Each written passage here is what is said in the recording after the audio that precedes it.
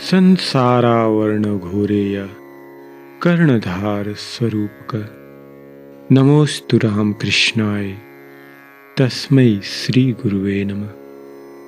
परिच्छेद 7.1 श्री रामकृष्ण तथा ईश्वरचंद्र विद्यासागर। श्री विद्यासागर का मकान। आज शनिवार है, श्रावण कृष्ण षष्ठी, 5 अगस्त 1882 ईस्वी। दिन के 4 बजे होंगे। श्री रामकृष्ण किराए की गाड़ी पर कलकत्ते के रास्ते बादूड़ बागान की तरफ जा रहे हैं। भवनाथ, हाजरा और मास्टर साथ में हैं। आप पंडित ईश्वरचंद्र विद्यासागर के घर जाएंगे। श्री रामकृष्ण की जन्मभूमि जिला हुगली के अंतर्गत कामारपुकुर गांव है, जो पंडित विद्यासागर की जन्मभूमि बीर सिंह गांव के पास है। श्री रामकृष्ण देव बाल्यकाल से ही विद्यासागर की दया की चर्चा सुनते आए हैं।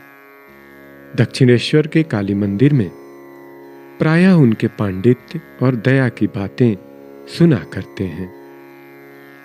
यह सुनकर कि मास्टर विद्यासागर के स्कूल में पढ़ाते हैं, आपने उनसे पूछा, क्या मुझे विद्यासागर के पास ले चलोगे? मुझे उन्हें देखने की बड़ी इच्छा होती है। मास्टर ने जब विद्यासागर से यह बात कही तो उन्होंने हर्ष के साथ किसी शनिवार को 4 बजे उन्हें साथ लाने के लिए कहा। केवल यही पूछा, कैसे परमहंस हैं? क्या वे गेरुए कपड़े पहनते हैं? मास्टर ने कहा, जी नहीं, वे एक अद्भुत पुरुष हैं। लाल किनारीदार धोती पहनते हैं, कुर्ता पहनते हैं, पॉलिश किए हुए स्लीपर पहनते हैं। रानी रासमणी के काली मंदिर की एक कोठरी में रहते हैं, जिसमें एक तखत है और उस पर बिस्तर और मच्छरदानी। उस बिस्तर पर लेटते हैं। कोई बाहरी भेष तो नहीं है, पर सिवाय ईश्वर के और कुछ नहीं जानते। अहरनिश उन्हीं का चिंतन किया करते हैं। गाड़ी दक्षिणेश्वर काली मंदिर से चलकर श्याम बाजार होते हुए अब अमहर्स्ट स्ट्रीट में आई है। भक्त लोग कह रहे हैं कि अब बादूड़ बागान के पास आई है। श्री रामकृष्ण बालक की भांति आनंद से बातचीत करते हुए आ रहे हैं।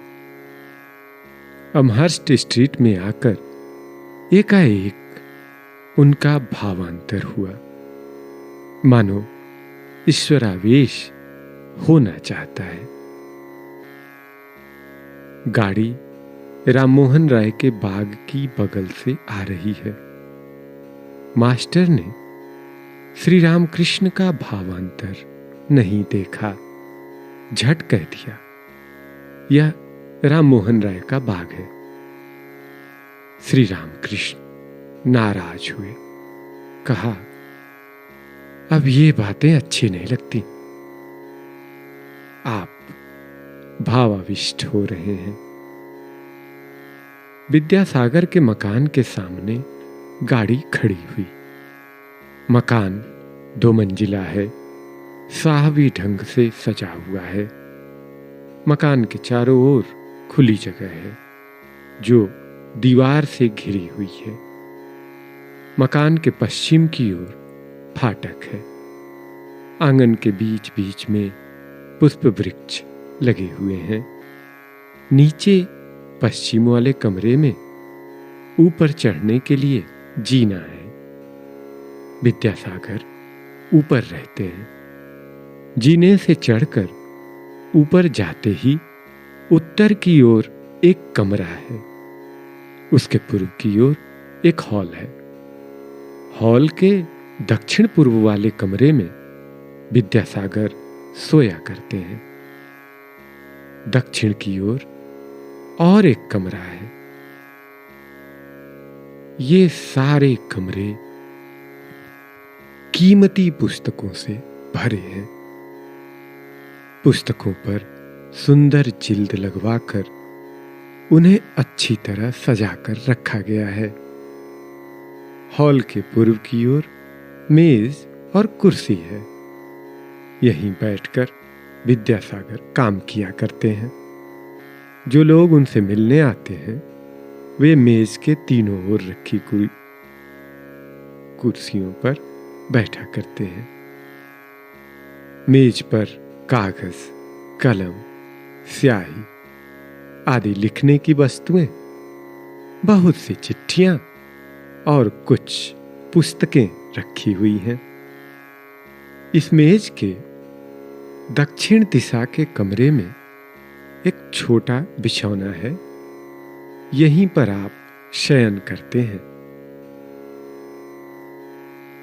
मेज पर जो चिट्ठियां रखी हुई हैं उनमें क्या लिखा है? शायद किसी विधवा ने लिखा है, मेरा नाबालिग बच्चा अनाथ है, उसकी ओर देखने वाला कोई नहीं, आप ही को उसकी ओर देखना होगा। किसी ने लिखा है, आप कहीं चले गए थे, इसलिए हमें इस माह का पैसा समय पर नहीं मिला, बड़ी तकलीफ हुई।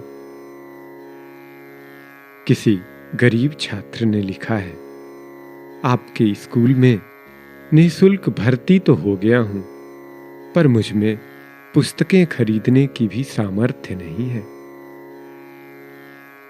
किसी ने लिखा है, मेरे परिवार के लोगों को खाने को नहीं मिल रहा, मुझे एक नौकरी लगवा देनी होगी। उनके स्कूल के किसी शिक्षक ने लिखा है, मेरी बहन विधवा हो गई है, उसका सारा भार मुझ पर आ पड़ा है, इतनी तनख्वाह में मेरा गुजर नहीं हो पाएगा। शायद किसी ने विलायत से पत्र लिखा है,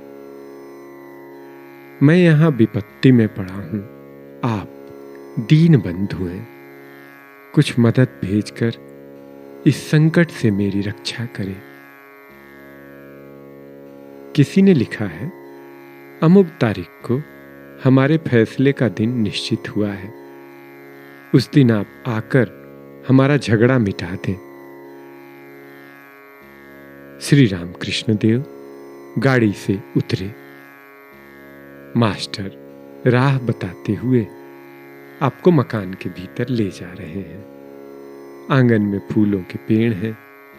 उनके बीच से जाते हुए श्री रामकृष्ण बालक की तरह बटन में हाथ लगाकर मास्टर से पूछ रहे हैं, कुर्ते के बटन खुले हुए हैं, इसमें कुछ हानि तो न होगी?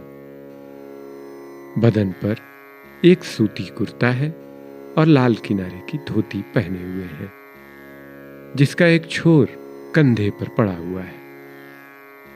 पैरों में स्लीपर है।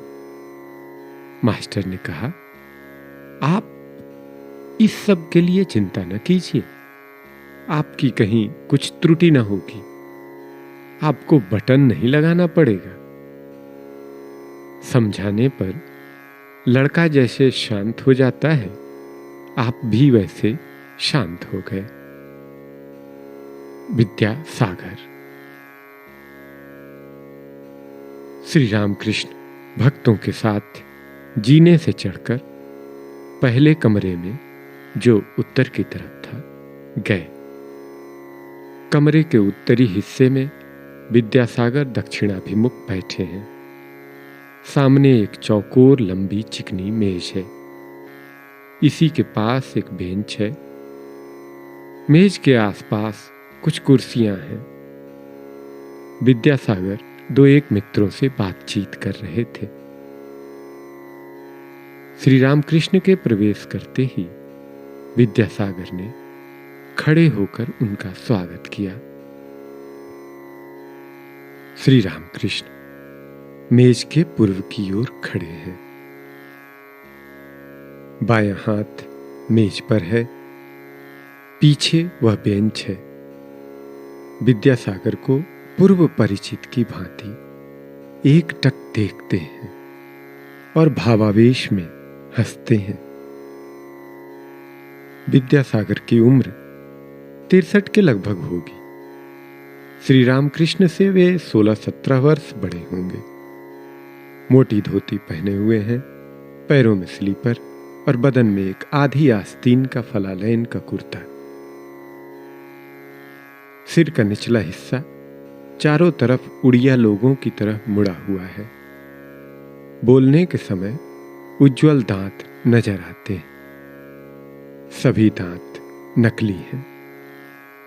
सिर खूब बड़ा है, ललाट ऊंचा है और कद कुछ छोटा। ब्राह्मण है, इसलिए गले में जनेऊ है। विद्यासागर में अनेक गुण हैं। पहला गुण विद्या अनुराग। एक दिन मास्टर से यह कहते हुए सचमुच ही रो पड़े थे कि मेरी तो तीव्र इच्छा थी कि खूब विद्या अध्ययन करूं, पर कुछ न हो सका। संसार में पड़ जाने के कारण बिल्कुल समय नहीं मिला। दूसरा गुण सर्व जीवों पर दया। विद्यासागर दया के सागर हैं। बछड़ों को मां का दूध नहीं मिलता, यह देखकर दूध पीना छोड़ ही दिया था। आखिर कई साल बाद स्वास्थ्य बहुत अधिक बिगड़ जाने के कारण फिर दूध शुरू करना पड़ा था। गाड़ी में नहीं चढ़ते थे। घोड़ा बेचारा अपना कष्ट जता नहीं सकता, चुपचाप सहता जाता है। एक दिन आपने देखा, एक बोझ ढोने वाले हम्माल को हैजा हो गया है। वह रास्ते पर पड़ा हुआ है, पास ही उसकी टोकरी पड़ी है। देखते ही आप स्वयं उसे उठाकर अपने घर ले आए और उसकी सेवा शुश्रूषा करने लगे। तीसरा गुण स्वाधीनता प्रीति। अधिकारियों के साथ एक मत न होने के कारण संस्कृत कॉलेज के प्रधानाध्यापक का पद छोड़ दिया। चौथा गुण लोगों की निंदा स्तुति की परवाह नहीं थी। एक शिक्षक पर आपका स्नेह था।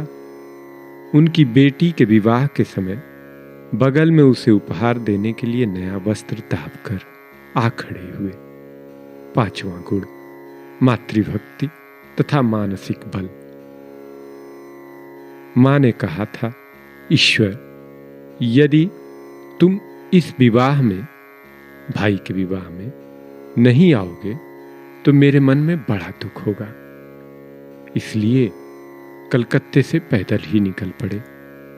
राह में दामोदर नदी थी, नाव नहीं थी। तैर कर ही उस पार चले गए। विवाह की रात्रि को गीले कपड़ों में मां के सामने जा पहुंचे। कहा, मां, मैं आ गया। विद्यासागर के साथ श्री रामकृष्ण का वार्तालाप। श्री रामकृष्ण भावाविष्ट हो रहे हैं और थोड़ी देर के लिए उसी दशा में खड़े हैं। भाव संभालने के लिए बीच बीच में कहते हैं कि पानी पीऊंगा। इस बीच में घर के लड़के और आत्मीय बंधु भी आकर खड़े हो गए। श्री रामकृष्ण भावाविष्ट होकर बेंच पर बैठते हैं। एक 17-18 वर्ष का लड़का उस पर बैठा है। विद्यासागर के पास सहायता मांगने आया है। श्री रामकृष्ण भावाविष्ट है। ऋषि की अंतर्दृष्टि लड़के के सब मनोभाव ताड़ गई। आप कुछ सरक कर बैठे और भावावेश में कहने लगे, मां, इस लड़के की संसार में बड़ी आसक्ति है और तुम्हारे अविद्या के संसार पर। यह अविद्या का लड़का है जो ब्रह्म विद्या के लिए व्याकुल नहीं है। केवल अर्थकारी विद्या का उपार्जन करना उसके लिए व्यर्थ है। कदाचित आप यही बात कह रहे हैं। विद्यासागर ने व्यग्र होकर किसी से पानी लाने को कहा और मास्टर से पूछा, कुछ मिठाई लाऊं, क्या ये खाएंगे? मास्टर ने कहा, जी हां, ले आइए। विद्यासागर जल्दी से भीतर जाकर कुछ मिठाइयां ले आए और कहा कि ये वर्धमान से आई हैं। श्री रामकृष्ण को कुछ खाने को दी गई। हाजरा और भवनाथ ने भी कुछ पाई। जब मास्टर की बारी आई तो विद्यासागर ने कहा, वह तो घर ही का लड़का है, उसके लिए चिंता नहीं। श्री रामकृष्ण एक भक्त लड़के के बारे में विद्यासागर से कह रहे हैं जो सामने ही बैठा था। आपने कहा, यह लड़का बड़ा अच्छा है और इसके भीतर सार है, जैसे फल्गु नदी। ऊपर तो रेत है, पर थोड़ा खोदने से ही भीतर पानी बहता दिखाई देता है। मिठाई पा चुकने के बाद आप हंसते हुए विद्यासागर से बातचीत कर रहे हैं। देखते ही देखते कमरा दर्शकों से भर गया। कोई बैठा है, कोई खड़ा है। श्री रामकृष्ण, आज सागर से आ मिला। इतने दिन खाई सोता और अधिक से अधिक हुआ तो नदी देखी, पर अब सागर देख रहा हूं। सब हंसते हैं। विद्यासागर, तो थोड़ा खारा पानी लेते जाइए। हास्य। श्री रामकृष्ण, नहीं जी, खारा पानी क्यों? तुम अविद्या के सागर नहीं, विद्या के सागर हो। सब हंसे। तुम क्षीर समुद्र हो। सब हंसे। विद्यासागर, आप जो चाहें कह सकते हैं। सात्विक कर्म, दया और सिद्ध पुरुष। विद्यासागर चुप रहे। श्री रामकृष्ण फिर कहने लगे, तुम्हारा कर्म सात्विक कर्म है। यह सत्व का रजस है। सत्वगुण से दया होती है। दया से जो कर्म किया जाता है वह है तो राजसिक कर्म सही, पर यह रजोगुण सत्व का रजोगुण है। इसमें दोष नहीं है।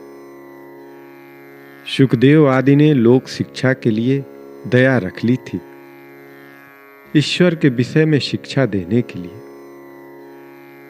तुम विद्यादान और अन्नदान कर रहे हो, यह भी अच्छा है। निष्काम रीति से कर सको तो इससे ईश्वर लाभ होगा। कोई करता है नाम के लिए, कोई पुण्य के लिए।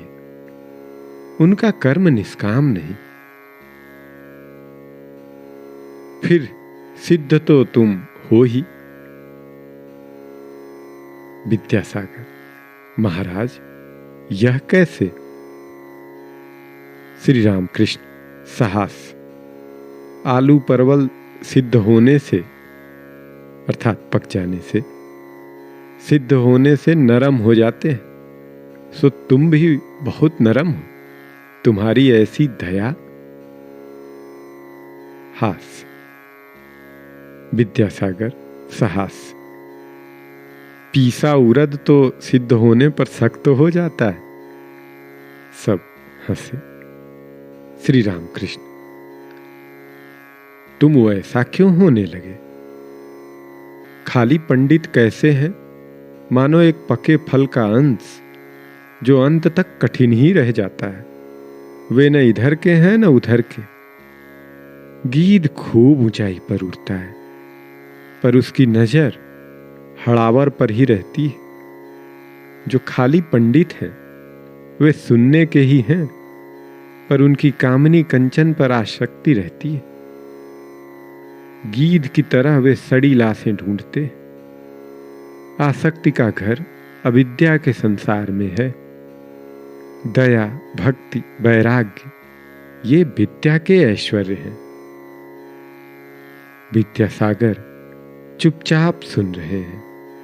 सभी टकटकी बांधे इस आनंदमय पुरुष को देख रहे हैं, उनका वचनामृत पान कर रहे हैं। राम कृष्ण शरणं शरणं